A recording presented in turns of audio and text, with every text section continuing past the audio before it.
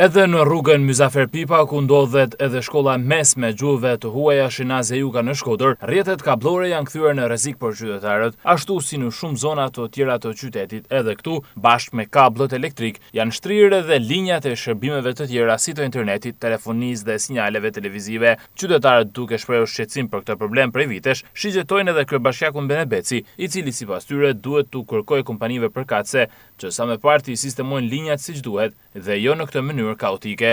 Për zotin e të kablët, i ka një 15 vjet, 20 vjet që nuk lehet muhabet shoqënon të vëllina në shpjetu të këtu sa të rrezikshme janë. Kena po me 100 herë në për tokë, një që këput natën e ditën e pa kush interesuat me qumë me shtu.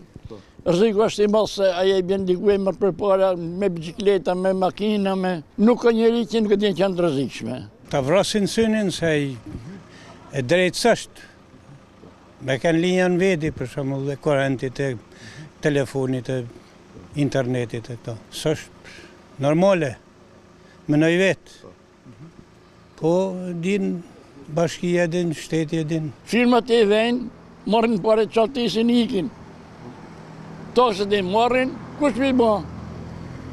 A i Benebeci nuk shënë mille qilë bashkjek, jo parrin për marrë venet e me të. A i ka punë se ka punë tjera. Pa bashkia i ka të ndorë, bashkia do t'i kenë, mbarët.